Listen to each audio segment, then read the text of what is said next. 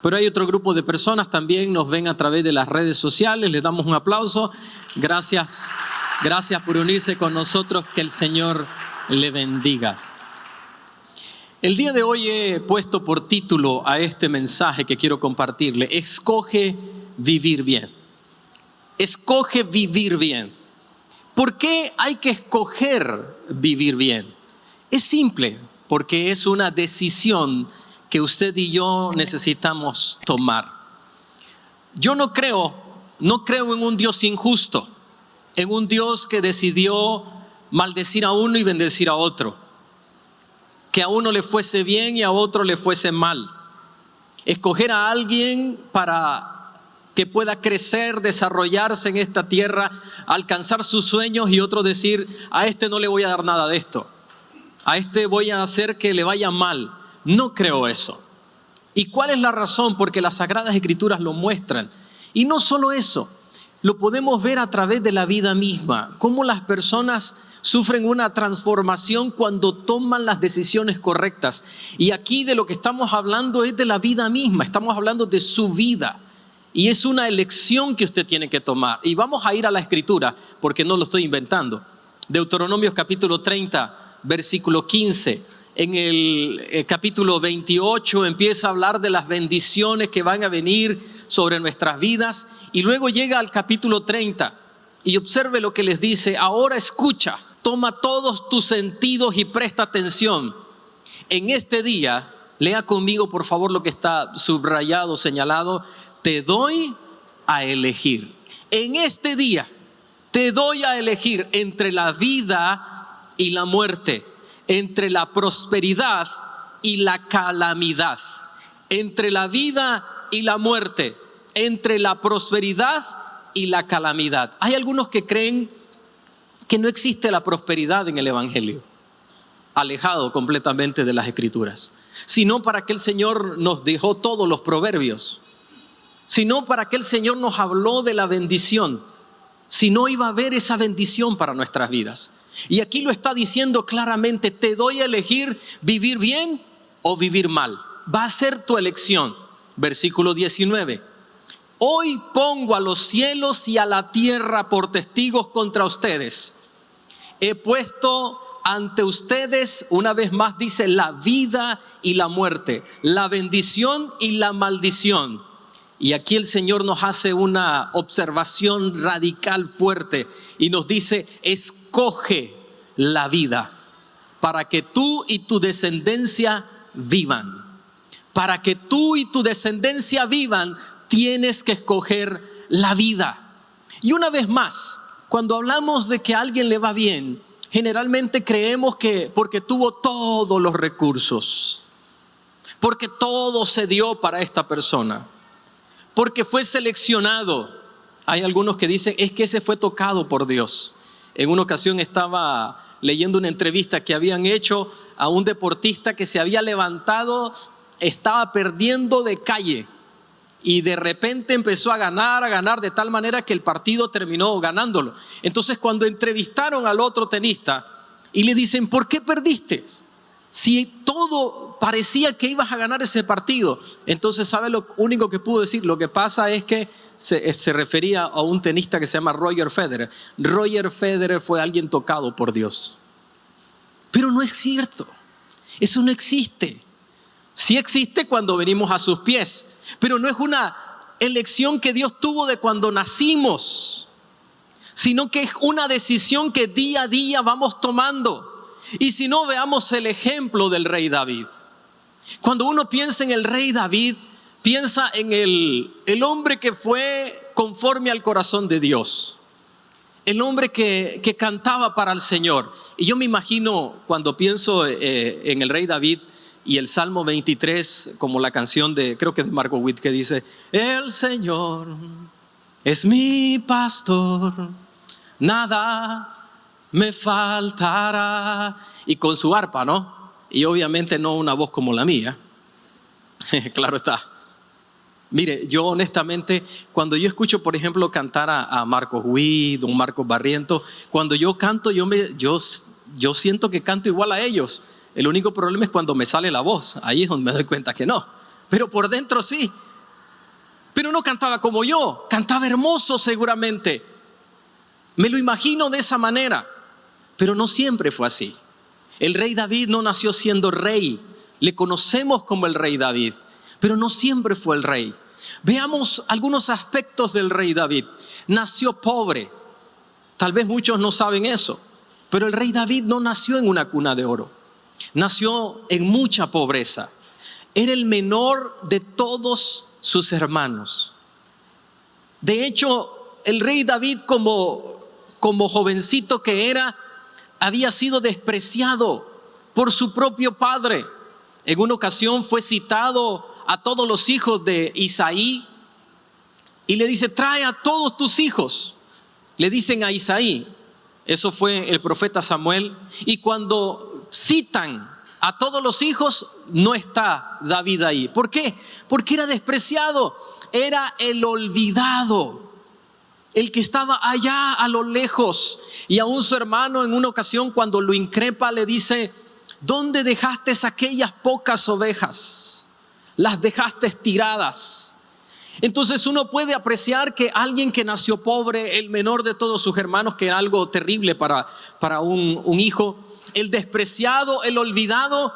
Si usted junta todas estas características, pareciera que se va a formar la tormenta perfecta para que se forme un delincuente, una persona con deseos de venganza en contra de su propia familia. Pero no fue así. ¿Por qué? Porque él decidió, él escogió agarrar la bendición y no la maldición. Él decidió tomar la vida y no la muerte. ¿Sabía que el rey David conquistó todo lo que se propuso? Nadie logró enfrentar verdaderamente y ganarle al rey David.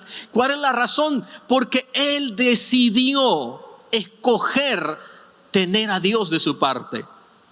Y cuando él, al final de sus días, él dice: quiero construirle un templo al Señor. Yo vivo en una casa hermosa, vivo en un castillo y quiero construirle un templo al Señor.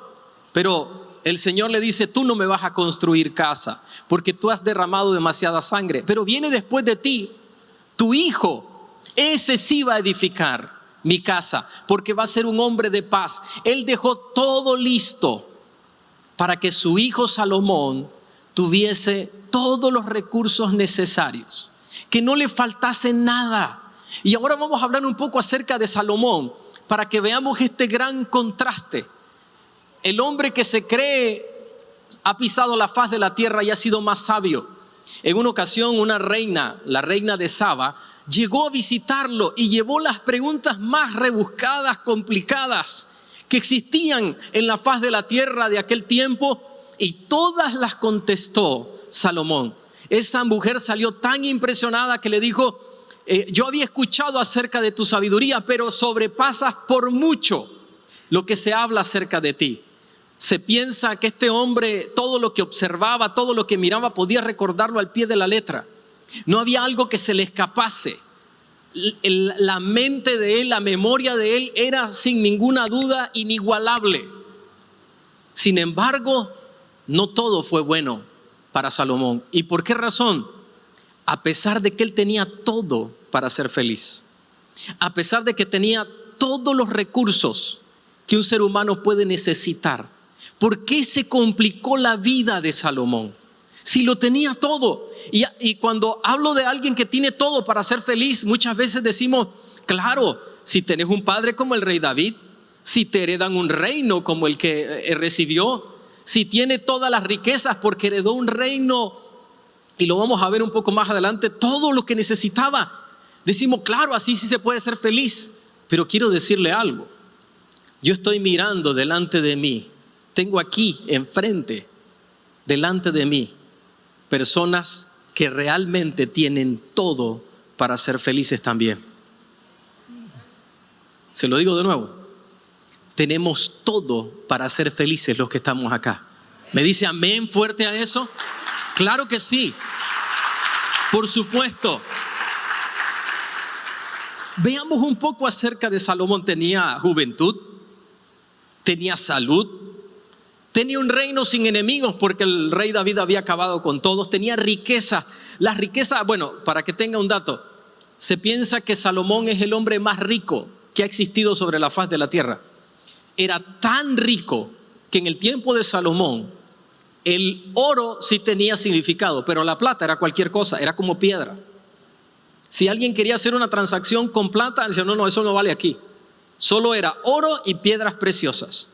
También tenía sabiduría, una sabiduría que Dios se la había dado producto de que él había pedido. Y por último, pero no menos importante, tenía a Dios de su parte. Tenía a su padre, porque el Señor le dijo a David, yo voy a ser el padre de Salomón. Yo seré un padre para él. Pero ¿qué fue lo que ocurrió con Salomón? Observe lo que ocurrió, le tengo una lista. Él no escogió la vida. Él decidió no escoger la vida. No escogió la bendición. Escogió más bien la maldición. Y tristemente la maldición para él y la maldición para su descendencia. Y también escogió el pecado.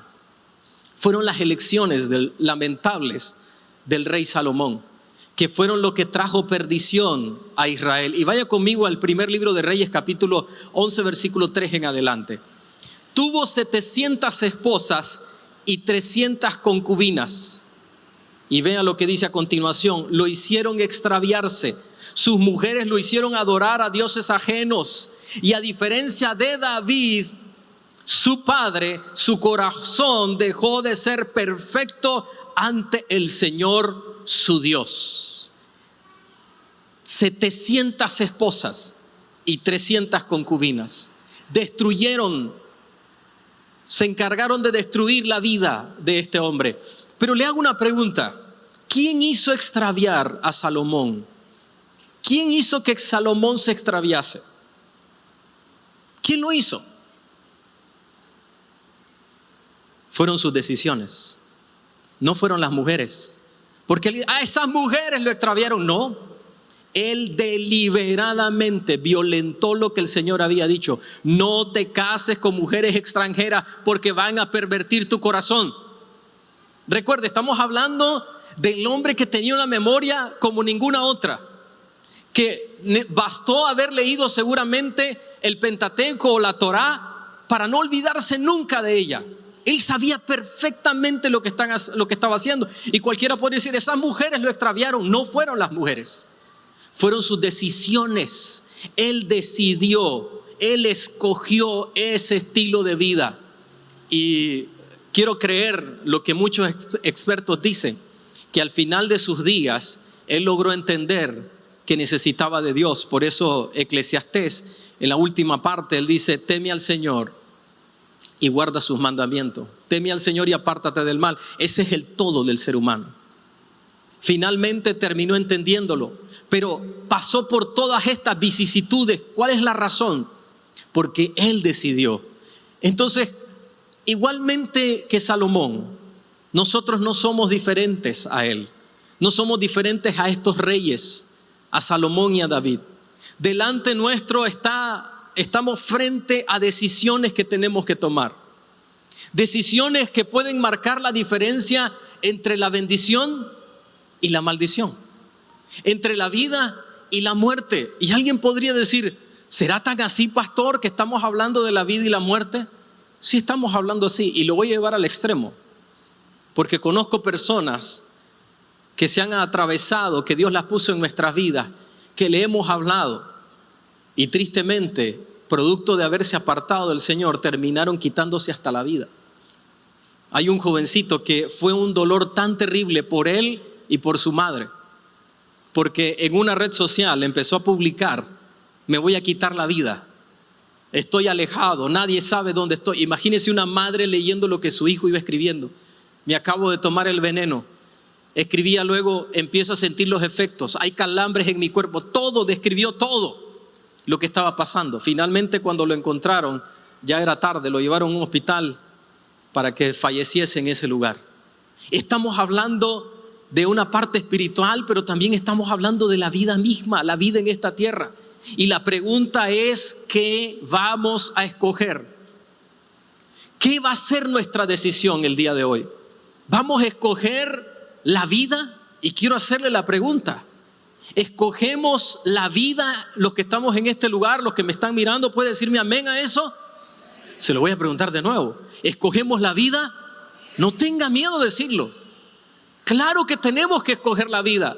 Y me rehúso, me opongo a creer que el día de hoy, después de escuchar lo que Dios tiene para nuestra vida, vamos a seguir escogiendo la muerte. Tenemos que escoger la vida. Lo único que quiero señalarle es que va a ir más allá de decir un amén. Claro que necesitamos decir amén.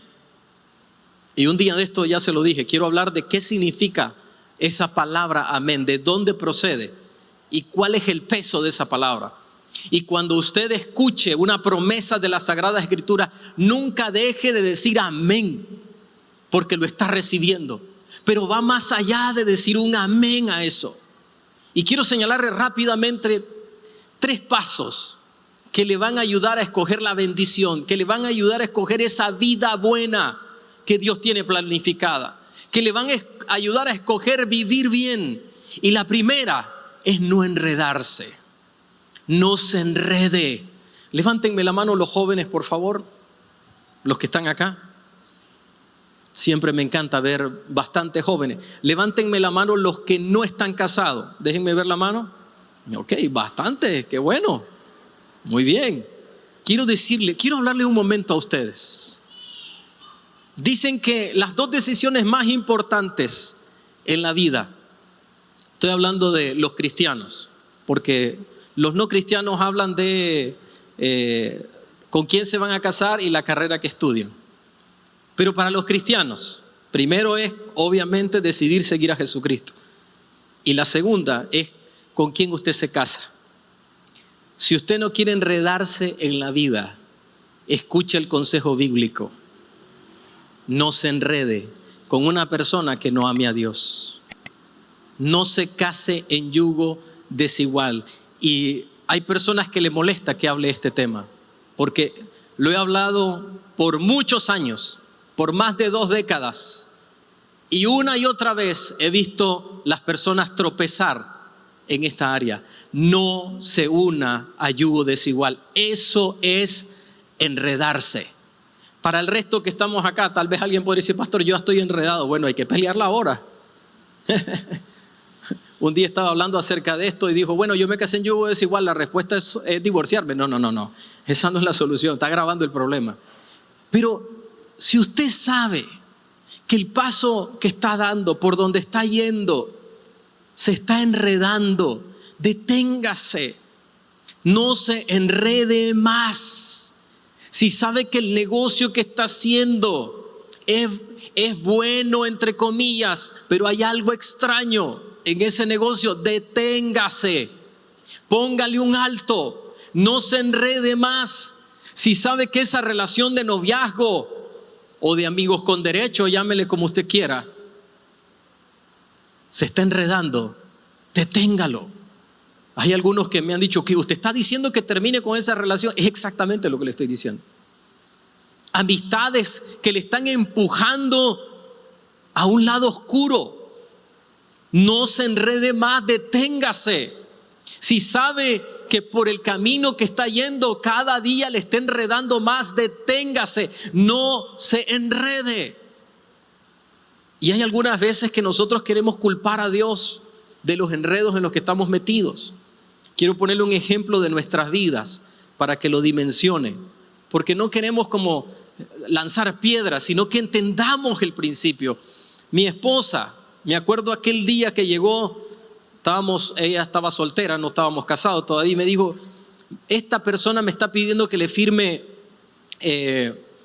una fianza, ¿qué piensas tú? Ya lo hemos contado. Yo le dije, no lo hagas. Y ella lamentablemente dio el paso y puso la firma. $15,000 pagamos por una firma. ¿Qué le parece?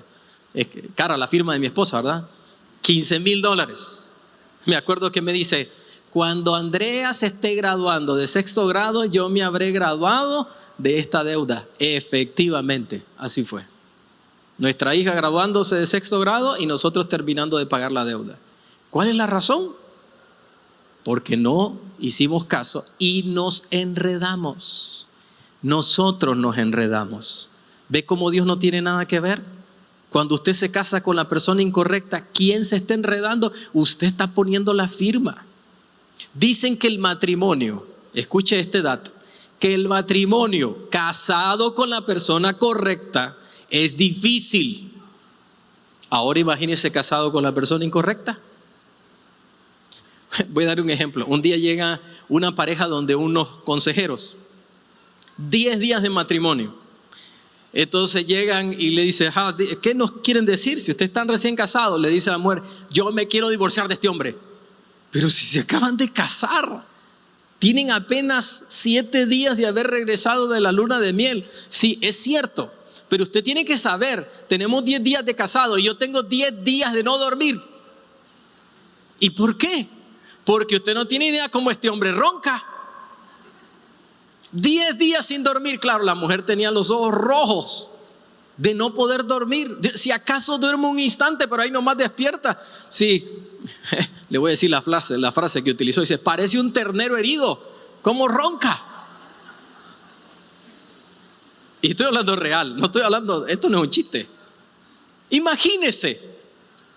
Claro, después ya vino el proceso, entonces ya le dijeron al hombre, mire, usted tiene que aprender a dormir de lado, si no, entonces hay que ir a un doctor, ya se le explicó. Y finalmente se resolvió algo tan sencillo como eso. Por ejemplo, uno no se siente el olor que sacan los pies, pero la otra persona sí. ¿Ve? Y eso es otro caso de otra pareja. Usted no sabe cuando se quitan los zapatos en el cuarto, no lo aguanto. Claro, el hombre trabajaba todo el día de albañil. Ahora imagínense cuando llegaba a la casa. Casados con la persona correcta es complicado, dicen los expertos. Ahora casado con la persona incorrecta. ¿Quién se enreda la vida? Ahora contésteme. ¿Quiénes se enredan la vida? Dígalo conmigo. Yo me la enredo cuando decido mal. Soy yo el que estoy enredando mi vida. Así que no se enrede como el rey Salomón. Él sabía y seguía haciéndolo, seguía tomando una y otra esposa a llegar a 700 y a 300 concubinas. Número 2, aléjese del pecado. Algo que Salomón no logró nunca. Aléjese del pecado. Si hay algo que sabe usted que es pecado en su vida, aléjese. Nunca usted se va a ir a un precipicio si está alejado de ese precipicio. Y nunca es suficiente medida para no ser tentado por el pecado. Porque el pecado siempre se va a mostrar atractivo. Nos va a atraer, nos va a atrapar si se lo permitimos. Por eso necesitamos alejarnos del pecado. No creernos suficientemente fuertes, sino cada vez que se presenta la oportunidad necesitamos huir del pecado. ¿Por qué José huyó? Porque él sabía que no era lo suficientemente fuerte para soportar la tentación frente a esa mujer. Por eso tuvo que huir. Si José tuvo que huir, yo tengo que huir. Y si no aprendemos a huir del pecado, siempre le menciono y quiero que se lo grabe en la cabeza, estos 3 hombres que eran los más fuertes en su área. Salomón, que es el caso que estamos hablando el día de hoy, el hombre más sabio. Retrocedemos a David, el hombre conforme al corazón del Señor. Y luego vamos a Sansón, el hombre físicamente más poderoso que ha existido en esta tierra. Si usted nota el común denominador entre ellos, dirían los matemáticos, es que cayeron en pecados sexuales. Si esos hombres que eran los más fuertes, ¿cuánto más nosotros debemos de tener cuidado de no caer en pecado? Como lo que ocurrió con este hombre Salomón. Como él no tuvo cuidado, igual que David, como él no tuvo cuidado.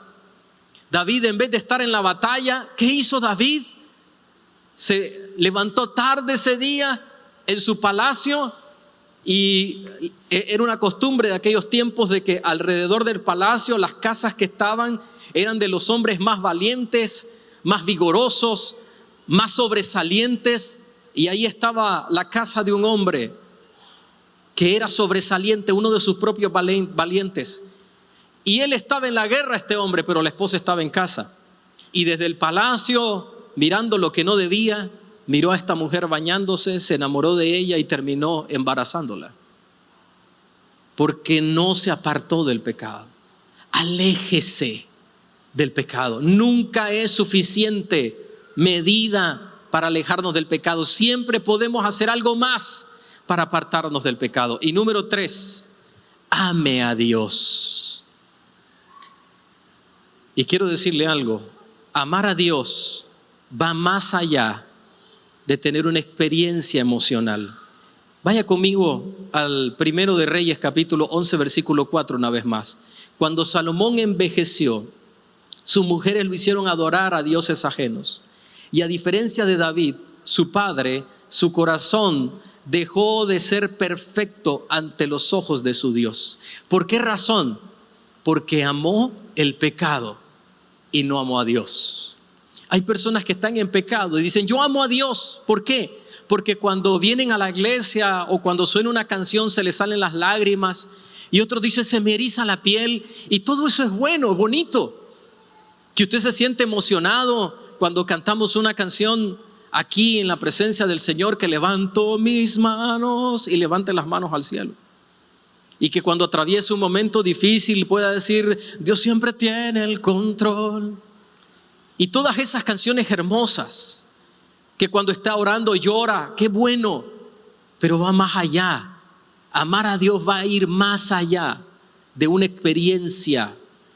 Y ahí hoy estaba leyendo al apóstol Pablo cuando le dice a los corintios, ustedes tienen muchos dones, pero procuren que esos dones sean para edificarnos, no solo para sentir, para mostrar. Es más allá, el amor de Dios va más allá de una simple experiencia. Hay personas que se caen, hablan en lenguas, tienen diferentes experiencias y qué bueno eso. Y quiero decirle algo, nunca crea que aquí no creemos en el mover del Espíritu Santo, todo lo contrario. Todos los días hablo en lenguas.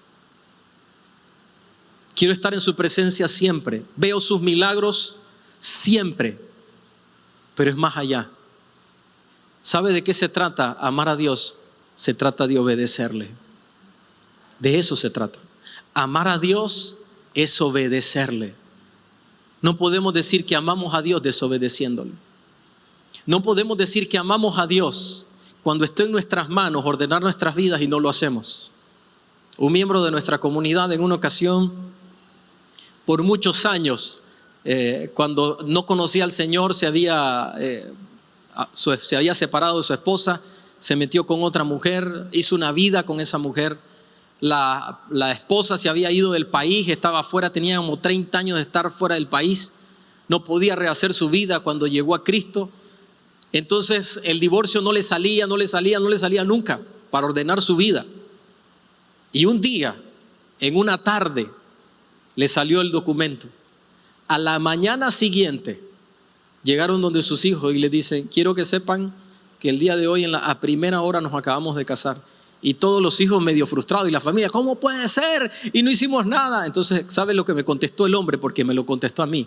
Me dijo, mire, esto es como que yo tengo una pastilla, tengo una enfermedad. Y tengo una pastilla que una vez que me la tome, instantáneamente me quita la enfermedad. ¿Usted cree que yo iba a esperar 2-3 semanas para tomarme la pastilla? Me la tomé apenas pude. Y ¿sabe qué? Tiene toda la razón. Vamos a decir que amamos a Dios obedeciéndole. No, algunos dicen, no, pero es que me voy a preparar. No hay preparación. Es una decisión. Cuando decimos, voy a amar a Dios obedeciéndole, cortando esa relación, apartándome de ese pecado, dejando de vivir de esa manera, dejando de vivir en desorden, cortando esta relación. Y yo sé que a veces suena duro decir esto, pero son pasos que tenemos que dar si realmente amamos a Dios. Y se lo quiero preguntar, ¿cuántos amamos a Dios en este lugar? Espero que no se sienta vergüenza de eso. ¿Cuántos amamos a Dios? Entonces necesitamos obedecerle, porque así se traduce el amor. Y no venga a decir como algunas personas dicen, yo amo a mi esposa pero también a otras mujeres. ¿Cómo puede ser eso? Yo amo a mi novia pero es que me atrae otra. Así no funciona el amor. El amor es obedecer, muy particularmente en el caso del Señor. Y vaya conmigo a Deuteronomio capítulo 30, versículo 20. Y para que ames al Señor tu Dios y atiendas su voz. Amar a Dios atendiendo su voz y lo sigas, o sea, lo sigas a Él, pues Él es para ti vida y prolongación de tus días. Y si usted cree que esto está hablando, no está hablando de manera literal, está hablando de manera literal. Esto de prolongar los días, le voy a dar un dato. Mire, por ejemplo, alguien que ama a Dios se va a apartar del alcohol. Si usted se aparta del alcohol, tiene una probabilidad de vida muchísimo más alta que una persona que no se conoce al Señor y que anda en el alcoholismo. El que ama al Señor y obedece su palabra y es prudente en lo que hace, no se va a arriesgar a andar haciendo maromas en una motocicleta para hacer locuras, por darle un ejemplo. Va a respetar las leyes de la velocidad, entonces no las va a traspasar. Le estoy dando ejemplos. ¿Por qué? Como obedecemos a Dios, nuestra vida se prolonga. Como tratamos nuestro cuerpo como el templo del Espíritu Santo y sabemos que tenemos que cuidarlo, entonces nuestra vida se prolonga. Le estoy hablando desde el punto de vista humano. ¿Qué tal desde el punto de vista espiritual? Que sabemos que si en nuestro organismo está una enfermedad predispuesta, el Señor entra y actúa y nos sana para su gloria. Nuestra vida se prolonga porque hay sanidad para nosotros en el Señor. Y una vez más, no es solo una apariencia entonces. No está hablando aquí solo de apariencias. Ay, esa persona cómo ama a Dios. ¿Por qué? Porque viera cómo canta. Y algunas veces vemos personas en el altar. Solo porque levante las manos no significa que ame a Dios. Tenemos que verlo también abajo haciéndolo. Ay, ese pastor cómo predica, ese predicador qué bueno, qué bárbaro cómo es, pero cómo es su vida. Allí es donde realmente se muestra el amor del Señor. El pastor David decía, usted me ve aquí en el altar y usted dice, qué tremendo hombre de Dios. Pregúntele a mi esposa si en la casa soy un hombre de Dios. Porque ahí es donde uno se muestra, ahí es donde uno muestra el amor. No solo una apariencia, sino en la vida misma. Y le quiero decir algo, amar a Dios, o sea, obedecerle, no es difícil. Porque algunos dicen, es que es difícil. No es difícil. Créame, es más difícil la vida de las personas como la viven en el mundo. Por darle un ejemplo, ¿cuándo fue la última vez que llegué a casa y no pude dormir? Porque estaba preocupado por algo. No tengo ni memoria de eso. Creo que fue con el accidente de Samuel. Bueno, ni esa noche, porque yo sí dormí esa noche. Pero, ¿por qué razón? Porque su palabra dice, en paz me acostaré y asimismo dormiré, porque solo tú, Señor, me haces vivir confiado. Entonces, amar a Dios no es difícil, es más difícil no amarle. Obedecer a Dios no es difícil, es más difícil no obedecerle. Cuando veo lo que el mundo vive, y si usted empieza a andar en el camino del Señor en rectitud, usted va a empezar a ver cómo el mundo vive la desgracia de sus vidas. Y me da tristeza cuando los cristianos decimos, pero ¿a qué le va bien? Porque lo ven con dinero. Eso es que le va bien. Vaya a ver a su familia cómo está. Vaya a ver a sus hijos. Personas que lamentablemente lo único que tienen es dinero, pero no tienen familias. Tienen casas llenas de adornos, pero vacías de amor, vacías de paz, vacías de hijos, porque ni los hijos quieren saber de ellos. Amar a Dios, obedecerle, nunca va a ser difícil. Mire lo que dice el versículo 11 de Deuteronomio 30.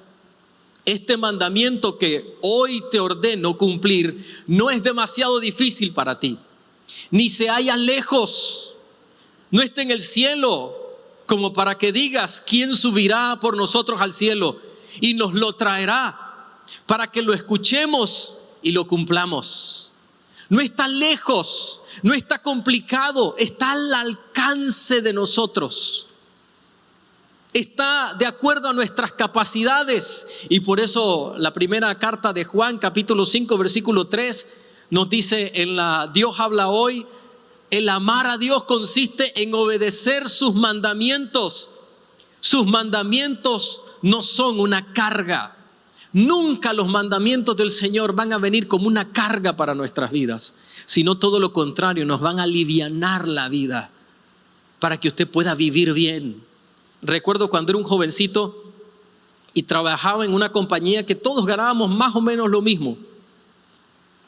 Y yo decía, Señor, ¿cómo voy a marcar una diferencia si todos ganamos lo mismo? Ese día Dios me habló y me dijo, obsérvalos, en qué ellos invierten su dinero y en qué tú lo inviertes, y te vas a dar cuenta de la diferencia. ¿Sabe? Y no estoy tratando de venderme como alguien mejor que otras personas. No somos mejores que otros. Quien marca la diferencia es el Señor. ¿Me dice amén a eso? Es Dios el que marca la diferencia. Es su palabra. Su palabra marca la diferencia. ¿Por qué? Porque es sabiduría pura. ¿En qué invierte alguien que no conoce al Señor? En vicios. Destruye su salud, destruye su familia. Esa es la diferencia.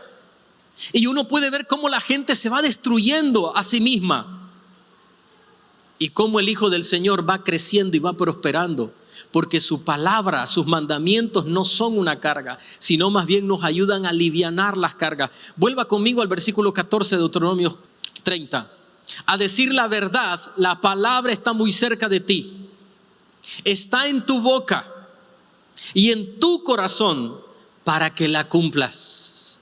¿Dónde está esa palabra? Está en nuestra boca y en nuestro corazón. Está cercana para que usted la tome y pueda decir, voy a dejar de vivir como antes y empezar a obedecer al Señor. Ahora, quiero darle una palabra a aquellos que han venido y dicen, ¿qué pasa, pastor? Si yo tengo la vida enredada. ¿Qué pasa si en mi vida he amado más al pecado? ¿Qué pasa si no amé a Dios realmente? Amé el mundo, amé el pecado. ¿Qué pasa? ¿Hay algo para mí? Claro que hay algo para usted. Y de hecho le tengo una palabra de parte del Señor para su vida. Vaya conmigo a Job capítulo 8, versículo 5 en adelante. Y grábeselo en su corazón. Porque el Señor le dice, si tú de mañana buscares a Dios y rogares al Todopoderoso, si fueres limpio y recto, ciertamente luego se despertará por ti y hará próspera la morada de tu justicia. Y aunque tu principio haya sido pequeño, tu postrer estado será muy grande. Si su principio es pequeño, Dios lo va a hacer muy grande para su gloria. Dios le va a hacer prosperar en medio de esta tierra. Vamos a darle fuerte ese aplauso al Señor.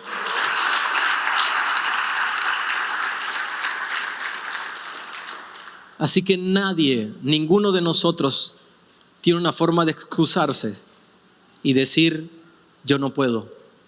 Porque si usted el día de hoy se despierta y dice, Señor, de hoy en adelante, y aquí no está hablando, voy a esperar a mañana, a la mañana siguiente, no. Aquí está hablando de despertarse el día de hoy. Si usted dice, tengo la vida enredada, perdida mi familia, mi matrimonio, mis hijos no quieren saber nada de mí. Si el día de hoy usted se despierta, tal vez está diciendo, tengo una reputación destruida, he hecho malos negocios, tengo una lista de fracasos, una lista de divorcios, también podría decir. Pero si usted el día de hoy se despierta y dice, Señor, voy a rogarte a ti, voy a clamar a ti, aun si su principio haya sido como el rey David, la bendición que va a venir sobre su vida va a ser grande. Y usted habrá escogido vivir bien y no vivir mal. Usted habrá escogido el día de hoy la bendición y no la maldición. Usted habrá escogido el día de hoy la vida y no la muerte. ¿Y cuántos dicen amén a eso? Y escogemos la vida y no la muerte. Pero es su decisión. Va a ser su decisión.